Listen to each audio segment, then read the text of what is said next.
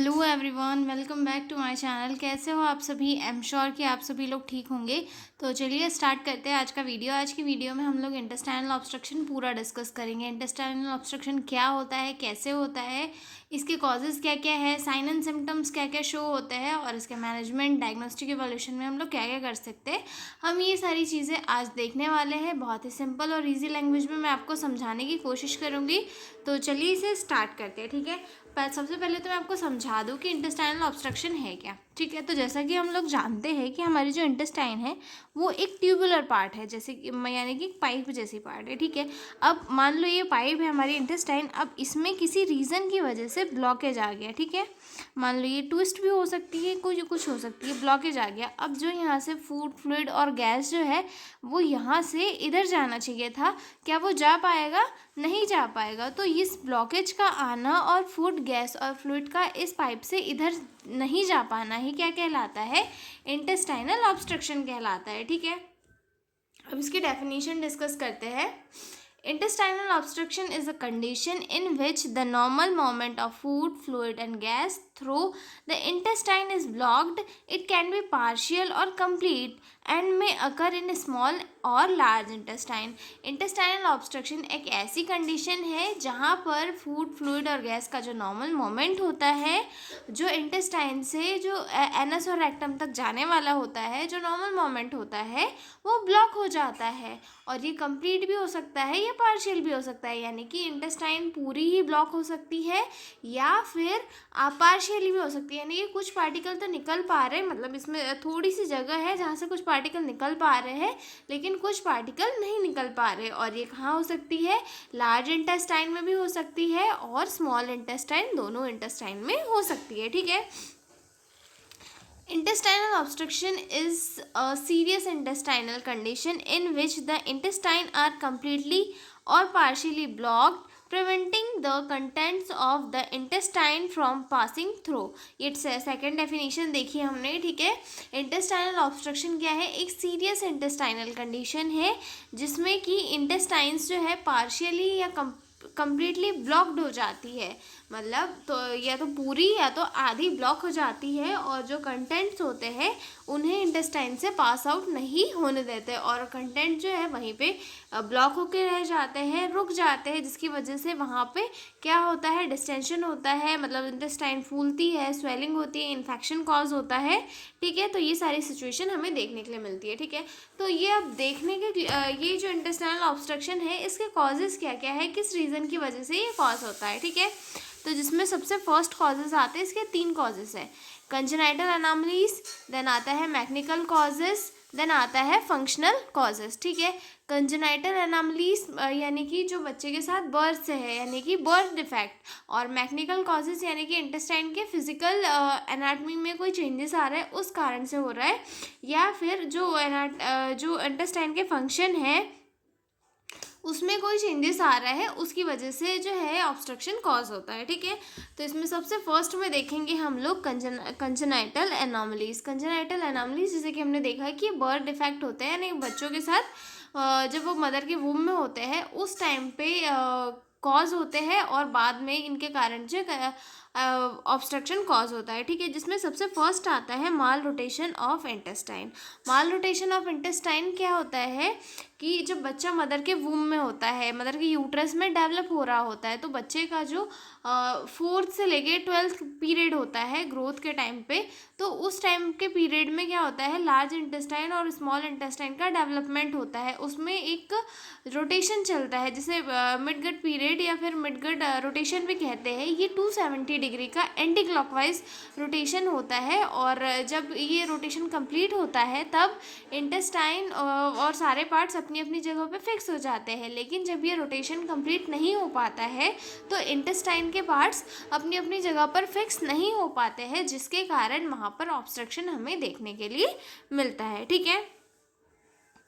अगला पॉइंट आता है हमारा एट्रेसिया। एट्रेसिया वर्ड का मीनिंग होता है किसी ट्यूबुलर पार्ट का ल्यूमन ब्लॉक हो जाना। तो इंटेस्टाइन क्या है? हमारा ट्यूबुलर पार्ट है, ठीक है, जिसका ल्यूमन भी होता है। तो जो इंटेस्टाइनल एट्रेसिया में क्या होता है, जो इंटेस्टाइन्स होते हैं इनका ट्यूबुलर पार्ट ब्लॉक हो जाता है, यानी कि इनका जो ल्यूमन होता है वो ब्लॉक रहता है बर्थ से, ठीक है। फिर डॉक्टर्स इन्हें जो है बच्चे के जन्म के बाद जो है सर्जरी के थ्रू जो है इसे खोलते हैं और इसका ट्रीटमेंट वगैरह करते हैं, ठीक है। और ये इंटेस्टाइन की जो है पार्ट, कुछ पार्ट में हो सकता है, जैसे कि डिओडेनल अट्रेसिया भी होता है, जेजुनल अट्रेसिया भी होता है, इलियल अट्रेसिया भी होता है, कॉलोनिक अट्रेसिया भी होता है। कॉलोनिक अट्रेसिया लार्ज इंटेस्टाइन में देखने के मिलता है। हाँ, और हम लोग एक चीज़ भूल गए थे, जब मालरोटेशन होता है इंटेस्टाइन में, मतलब मालरोटेशन के कारण कई बार वॉल्वुलस देखने के लिए मिलता है, यानी कि ट्विस्टिंग, इंटेस्टाइन जो है एक दूसरे में ट्विस्ट हो जाती है, ठीक है, जिसके कारण मोस्टली ऑब्स्ट्रक्शन कॉज होता है, ठीक है। उसके बाद अगला पॉइंट आता है हमारा मेकल्स डायवर्टिकुलम, ठीक है। मेकल्स डायवर्टिकुलम एक कंजेनाइटल एनॉमली है जिसमें जो इलियम होता है, इलियम यानी कि स्मॉल इंटेस्टाइन का लास्ट पार्ट, इसमें एक छोटा सा पाउच होता है जिसे आउट पाउचिंग कहते हैं। आउट पाउचिंग बना रहता है। ये पाउच जो है एम्ब्रियोनिक वाइटलाइन डक्ट होती है, ठीक है। वैसे तो ये बर्थ के पहले डिसअपियर हो जाती है, लेकिन कुछ कंडीशंस के कारण जो है ये बर्थ के पहले डिसअपियर नहीं होती है और बाद में वहाँ पर ऑब्स्ट्रक्शन कॉज करती है। ये काफ़ी कम पर्सन में देखने के लिए मिलती है, मतलब पूरी पॉपुलेशन में 2% लोगों में देखने के लिए मिलती है। ये जो वेटलाइन डक्ट होती है, ये जब बच्चा वोम में रहता है तब जो हमारा अम्बिलिकस होता है बच्चे का, उससे और इंटेस्टाइन के बीच में जो है एक कनेक्शन बनाने के लिए होती है, और बर्थ से पहले ये डिसअपेयर हो जाती है, लेकिन कुछ कंडीशन के कारण ये डिसअपेयर नहीं होती और बाद में ऑब्स्ट्रक्शन कॉज करती है, ठीक है। तो कंजेनाइटल एनॉमलीज हो गई हमारी। आगे देखेंगे हम लोग मैकेनिकल कॉजेज, ठीक है। मैकेनिकल कॉजेज में सबसे फर्स्ट आता है इंटोसिसेप्शन। इंटोसिसेप्शन में क्या होता है, one part of intestine slides into another, very common in infant and toddlers. Intussusception एक ऐसी कंडीशन होती है जहाँ पे इंटेस्टाइन का जो पीछे वाला पार्ट है वो आगे वाले पार्ट के ऊपर स्लाइड कर जाता है, जैसे कि ये हमारी नॉर्मल इंटेस्टाइन है, ठीक है, ठीक है। तो ये वाला जो पार्ट है ये ऊपर जाके स्लाइड कर जाएगा, ऐसे कुछ इस तरीके से, ठीक है। मैं आपको इमेज भी दिखा दूंगी, आपको उससे और ज़्यादा क्लियर हो जाएगा कि जो पीछे वाला पार्ट रहता है वो आगे वाले पार्ट के ऊपर स्लाइड हो जाता है, ठीक है। आप ये लोग देख सकते हो कि जैसे कि जो पीछे वाला पार्ट है ये आगे वाले पार्ट के ऊपर स्लाइड कर जाता है, ठीक है। ये इंटरनल स्ट्रक्चर है, क्रॉस सेक्शन व्यू है, और ये आउटर, ठीक है। तो ये इसकी वजह से क्या होता है, वहाँ पे ऑब्स्ट्रक्शन कॉज होता है, ठीक है। उसके बाद अगला आता है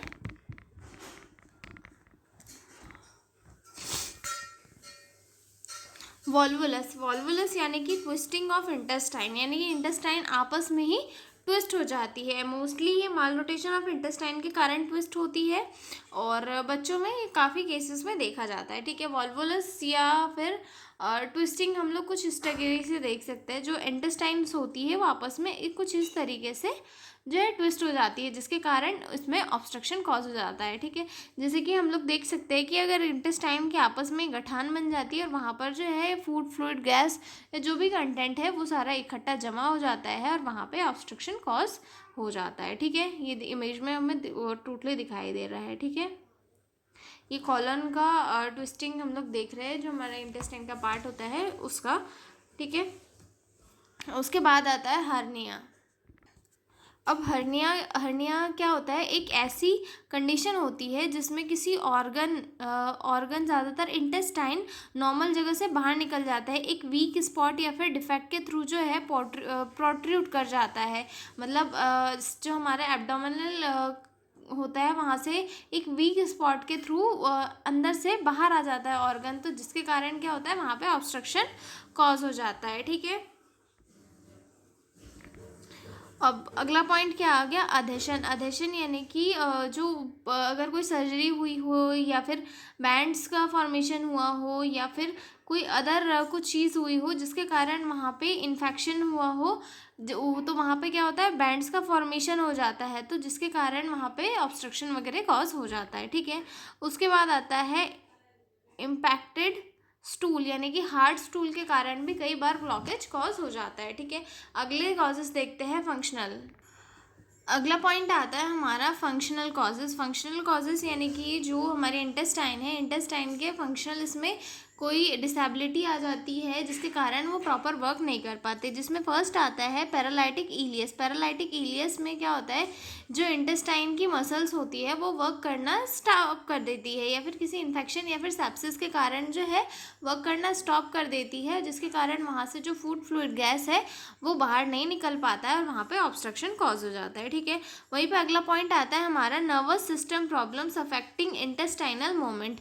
अगर नर्वस सिस्टम में कोई प्रॉब्लम है जिसके कारण जो है इंटेस्टाइनल मूवमेंट अफेक्ट हो रहा है, तो उस रीज़न की वजह से भी जो है ऑब्स्ट्रक्शन कॉज हो सकता है। ठीक है, आगे डिस्कस करेंगे हम लोग इसकी पैथोफिजियोलॉजी ऑफ इंटेस्टाइनल ऑब्स्ट्रक्शन। ठीक है, जिसमें सबसे फर्स्ट आता है ऑब्स्ट्रक्शन इन इंटेस्टाइन।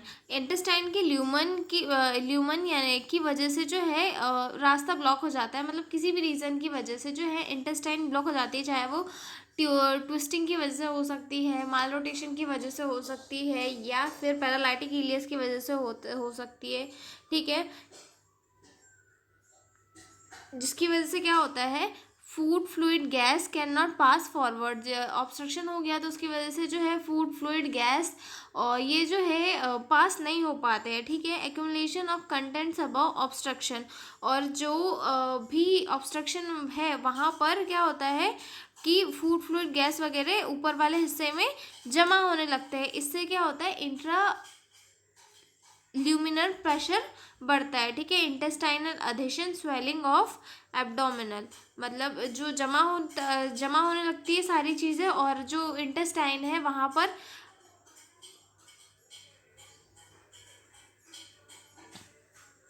सूजन आने लगती है, फूलने लगती है, स्वेलिंग आने लगती है एब्डोमेन में। ठीक है, इंक्रीज्ड इंट्रा ल्यूमिनल प्रेशर, मतलब अब फूड वहाँ पे इकट्ठा रहेगा पूरा।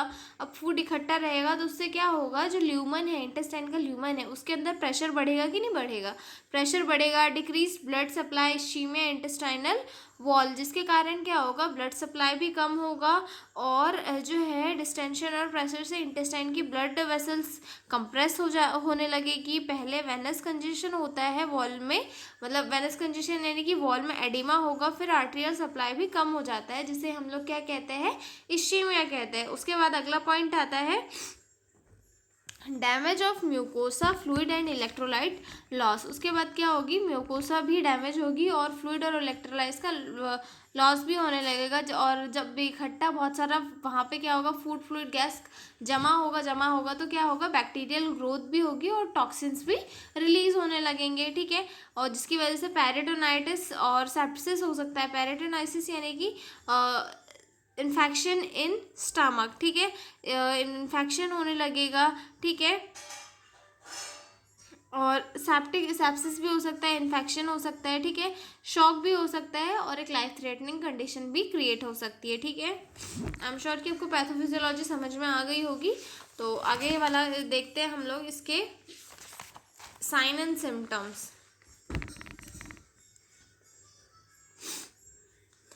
साइन एंड सिम्टम्स में सबसे पहले एब्डोमिनल सिम्टम्स देखेंगे कि एब्डोमिनल सिम्टम्स में हमें क्या क्या देखने के लिए मिलेगा।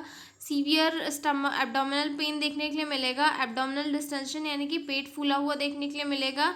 एब्डोमिनल टेंडरनेस, मतलब पेट थोड़ा हार्ड फील होगा। ठीक है, विजिबल पेरिस्टाल्टिक वेव्स, यानी कि जो इंटेस्टाइन का मूवमेंट होता है वो थोड़ी विजिबल हो जाएगी, क्योंकि अगर मतलब जो अगर मोटे लोगों में तो हालांकि कम देखने के लिए मिलती है, लेकिन अगर कोई पतला इंसान है तो उस कंडीशन में जो है हमें देखने के लिए मिलेगी, जो उसके इंटेस्टाइन है वो ये करने लगेगी, मतलब आउटर इसमें शो होगी, क्योंकि वहाँ पे क्या आएगा, स्वेलिंग आ जाएगा, डिस्टेंशन आ जाएगा, फूल जाएगा, जिसकी वजह से जो है जो इंटेस्टाइन का मूवमेंट होता है, पेरिस्टाल्सिस वेव्स हमें देखने के लिए मिलेगी। ठीक है, उसके बाद अगला पॉइंट आता है गैस्ट्रो इंटेस्टाइनल सिम्टम्स। क्या क्या देखने के लिए मिलेंगे, वॉमिटिंग होगी, साधारण सी बात है, अब वहाँ से फूड नहीं जा पा रहा है तो उसका रिवर्स रिएक्शन होगा और वॉमिटिंग पेशेंट को होगी। ठीक है, कॉन्स्टिपेशन होगा, मतलब खाना वगैरह कुछ भी पास नहीं हो पाएगा। ठीक है, फेल्योर टू पास फ्लैटस, मतलब गैस भी पास नहीं हो पाएगी। ठीक है,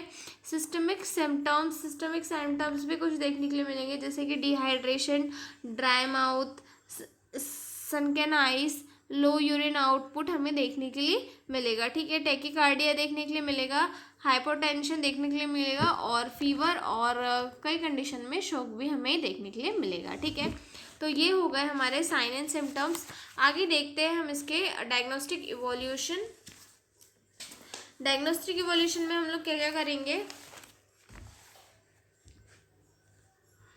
history collection, physical examination, lab test, CBC, electrolyte, renal function test करेंगे, एक्सरे करेंगे एब्डोमेन का, ठीक है, अल्ट्रासाउंड, सिटी स्कैन वगैरह करेंगे, और स्पेशल टेस्ट होता है जिसे मैकल्स स्कैन कहते हैं। हमने देखा था एक मैकल्स डायवर्टिकुलम था, तो उसे जो है आइडेंटिफाई करने के लिए मैकल्स स्कैन करेंगे, जिसके थ्रू ये पता लगाएंगे कि दिक्कत क्या है, ठीक है। उसके बाद जो अगला पॉइंट आता है, कॉम्प्लिकेशन क्या क्या वगैरह हो सकती है इसकी वजह से।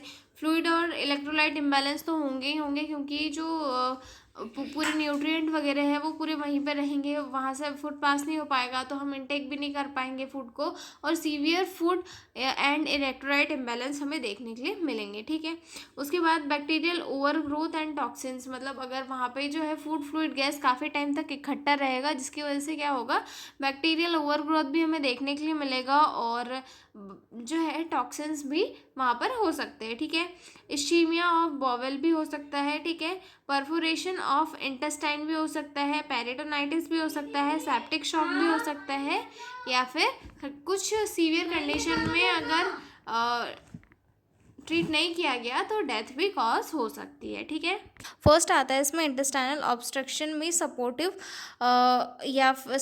या फिर इनिशियल मैनेजमेंट में हम लोग क्या क्या करेंगे। सबसे फर्स्ट आएगा तो इसमें admit the child in paediatric ward, हम बच्चे को जो पेडियाट्रिक वार्ड में एडमिट करेंगे, ताकि हम बच्चे का जो वाइटल साइंस वगैरह है वो प्रॉपरली टाइम टू टाइम लेते रहे, पेशेंट का आउटपुट इनपुट चार्ट जो है हम वो मेंटेन करें, बच्चे को प्रॉपरली मेडिसिन वगैरह दे सके, ठीक है। तो बच्चे को हम जो है पेडियाट्रिक वार्ड में एडमिट करेंगे। Then stop all oral feeding to prevent further distension, और जो बच्चे को ओरल फीडिंग जो भी चल रही है वो सारी स्टॉप करेंगे, क्योंकि बच्चे का के इंटेस्टाइन में ऑलरेडी ब्लॉकेज हुआ है, और हम अगर बच्चे को उसके ऊपर से अगर फूड देंगे ओरली तो वो जाके और ज़्यादा कॉम्प्लिकेशन क्रिएट करेगा, इसीलिए बच्चे को जो है ओरली कोई भी फीड नहीं देंगे, उसे ये जो है एनपीओ पे हम लोग रखेंगे, नन बाय माउथ, ठीक है। उसके बाद nasogastric tube insertion for decompression, मतलब जो एनजी ट्यूब आती है वो इंसर्ट करेंगे ताकि डीकम्प्रेशन हो, यानी कि जो वो एक्स्ट्रा गैस फ्लूइड या फिर बाइल जो है ये सारी चीज़ें सब सक्शन से निकल जाए। और ये एनजी ट्यूब के इंसर्शन से क्या होता है, प्रेशर कम होता है स्टमक का, और वॉमिटिंग कंट्रोल करती है, मतलब एनजी ट्यूब के थ्रू जो प्रेशर बना हुआ है स्टमक के अंदर बेबी के, वो सारा कम होता है, ठीक है। Relieve pressure and vomiting, remove gas fluid and relieve pressure and vomiting, ठीक है। उसके बाद give fluid therapy to correct dehydration and maintain circulation and electrolyte replacement, sodium potassium and chlorine to prevent imbalance, और बच्चे को जो है हम लोग फ्लूइड इलेक्ट्रोलाइट थेरेपी देंगे, जिससे बच्चे का जो डिहाइड्रेशन है वो कम हो, मतलब बच्चे का जो बॉडी है वो हाइड्रेट रहे, उसकी बॉडी में हुआ जो इम्बैलेंस है सोडियम पोटेशियम और क्लोरीन का वो मेंटेन रहे, साथ ही साथ उसका जो सर्कुलेशन है, क्योंकि हम बच्चे को ओरली कुछ नहीं दे रहे हैं, तो हमें जो है उसे आईवी के थ्रू पूरे फ्लूइड इलेक्ट्रोलाइट्स देना है, ताकि उसकी हेल्थ जो है अच्छी रहे और उसका जो इलेक्ट्रोलाइट इम्बैलेंस हुआ है वो बना रहे, ठीक है। Oxygen therapy to prevent hypoxia from shock और सेप्सिस, मतलब अगर कुछ केसेस में सीवियर कंडीशन हो गई है तो उस कंडीशन में हम पेशेंट को जो है ऑक्सीजन थेरेपी देंगे, ताकि बीपी जो है अगर कम हुआ है तो वो इस पे आ जाए, नॉर्मल पे आ जाए, और ऑक्सीजन सप्लाई प्रॉपरली होता रहे बच्चे को, ठीक है। उसके बाद हम देखेंगे मेडिकल मैनेजमेंट में जो है सबसे पहले एंटीबायोटिक्स देंगे, क्योंकि जो है वहाँ पे ब्लॉकेज हुआ है, ब्लॉकेज की वजह से वहाँ पे बैक्टीरियल ग्रोथ होती है, वहाँ पे इन्फेक्शन वगैरह हो सकता है, या फिर सीवियर कंडीशन कॉज हो सकती है, तो हम लोग जो है उन्हें एंटीबायोटिक देंगे, ठीक है। जिसमें सबसे फर्स्ट तो ब्रॉड स्पेक्ट्रम एंटीबायोटिक्स देंगे, जिसमें एम्पिसिलिन, जेंटामाइसिन एंड मेट्रोनिडाजोल दी जाती है पेशेंट को, जो किससे प्रिवेंट करती है, पेरिटोनाइटिस और सेप्सिस से प्रिवेंट करती है, ठीक है। उसके बाद पेन मैनेजमेंट के लिए एनाल्जेसिक एनाल्जेसिक दी जाती है, जो डॉक्टर प्रेस्क्राइब करते हैं उसके अकॉर्डिंग एनाल्जेसिक पेशेंट को दी जाती है। ओके, अगला पॉइंट आता है करेक्शन ऑफ मेटाबॉलिक इम्बैलेंस। और पेशेंट की बॉडी में जो मेटाबॉलिक इम्बैलेंस हुआ है उसे कम करने के लिए सोडियम पोटेशियम करेक्शन विया आईवी फ्लूइड, मतलब बच्चे को जो है आईवी फ्लूइड्स देना है ताकि सोडियम और पोटेशियम का जो भी इम्बैलेंस हुआ है उसकी बॉडी में वो मेंटेन रहे और बच्चे बच्चे की बॉडी में सीवियर इन्फेक्शन कॉज ना हो। ठीक है। उसके बाद अगला पॉइंट आगे हम लोग डिस्कस करेंगे surgical management of intestinal obstruction. ठीक है। मोस्ट ऑफ द केसेस में जो है सर्जिकल मैनेजमेंट को यूज़ किया जाता है, क्योंकि सीवियर कॉम्प्लिकेशन कोई क्रिएट ना हो जाए उसे स्टॉप करने के लिए जो है सर्जिकल मेथड्स का यूज़ किया जाता है। Most of children required surgery depending on cause, मतलब उनके कॉज पे डिपेंड करती है कि सर्जरी किस टाइप की है। फॉर एग्जांपल के लिए एक्सप्लोरेटरी लेप्रोटॉमी। एक्सप्लोरेटरी लेप्रोटॉमी क्या होता है, ये एक ऐसा सर्जिकल प्रोसीजर होता है जिसमें जो सर्जन होते हैं वो स्टमक में एक बड़ा सा कट लगाकर डायग्नोस करते हैं डिसीज़ को और उसके कॉज को और उसका ट्रीटमेंट करते हैं। ठीक है।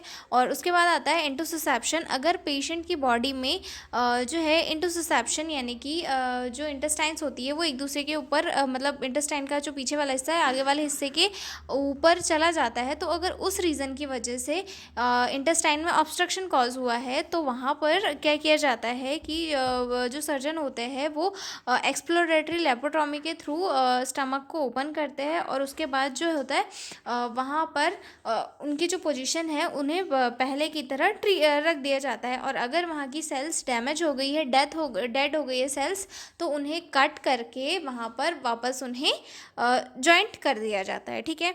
इफ़ माल रोटेशन वॉल्वुलस, अगर पेशेंट की बॉडी में ऑब्स्ट्रक्शन माल रोटेशन वॉल्वुलस के कारण हुआ है यानी कि इंटेस्टाइन ट्विस्ट हो गई है और उसके कारण ऑब्स्ट्रक्शन कॉज हुआ है, तो उस कंडीशन में क्या करते हैं जो सर्जन्स होते हैं वो इंटेस्टाइन को अनट्विस्ट कर देते हैं, मतलब उनके बीच में जो एक गांठ बन गई है, मोड़ आ गया है इंटेस्टाइन के बीच में, उसे खोल देते हैं, जिसे लैट्स प्रोसीजर भी कहा जाता है। ठीक है।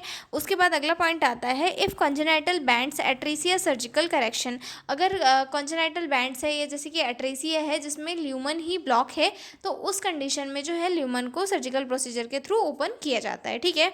If large gangrenous portion resection plus anastomosis, यानी कि अगर कहीं लार्ज एरिया जो होता है इंटेस्टाइन का गैंग्रेनस यानी कि सेल्स की डेथ हो जाती है, दैट मीन्स कि अगर इंटेस्टाइन का कोई पोर्शन में सेल्स की डेथ हो गई है तो उस कंडीशन में क्या किया जाता है, जो डेड वाली सेल वाला जो एरिया रहता है, जैसे कि मान लो ये इंटेस्टाइन है और ये इंटेस्टाइन है ये, ठीक है, और ये वाली सेल्स की डेथ हो चुकी है ऑब्स्ट्रक्शन के कारण, तो यहाँ की जो सेल्स है ये तो हेल्थी रहेगी, तो इस वाले पार्ट को यहाँ से और यहाँ से कट कर दिया जाता है और इन दोनों पार्ट्स को आपस में जॉइंट करके रख दिया जाता है। ठीक है। तो इसे क्या कहा जाता है, रिसेक्शन प्लस एनाल्स्टोमासिस इसे कहा जाता है। ठीक है।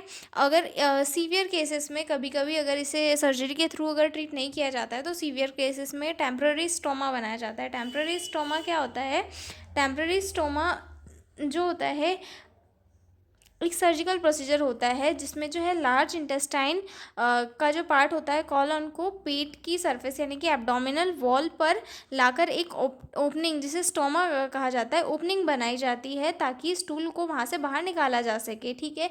ये क्यों किया जाता है, इंटेस्टाइनल ऑब्स्ट्रक्शन के कंडीशन में किया जाता है, अगर पेशेंट को कॉलन कैंसर है तो किया जाता है, सीवियर ट्रॉमा है तो अगर इंटेस्टाइन में कोई इंजरी है और फूड वहाँ से पास आउट बाहर नहीं निकल पा रहा है रेक्टम के थ्रू तो किया जाता है, मतलब जो स्टूल है उसे डायरेक्ट जो है एनस और रेक्टम के पास नहीं भेजा जाता है, डायरेक्ट इंटेस्टाइन से बाहर निकाल दिया जाता है। ठीक है। तो ये हो गया हमारा सर्जिकल मैनेजमेंट। अब आगे देखेंगे हम post operative care of patient, जिसका मतलब हमने सर्जरी कर ली, अब हम पोस्ट ऑपरेटिव केयर डिस्कस करेंगे कि क्या क्या केयर देनी है हमें पोस्ट ऑपरेटिव पेशेंट को। ठीक है। Monitor vital sign abdominal girth, patient का जो वाइटल साइन है उसे मॉनिटर करना है, एब्डोमिनल गर्थ कितनी है वो मॉनिटर करना है, maintain NG tube until bowel sound return, और एनजी ट्यूब को जब तक बॉवेल साउंड वापस नहीं आ जाते तब तक हमें मेंटेन करना है। ठीक है। ग्रेजुअल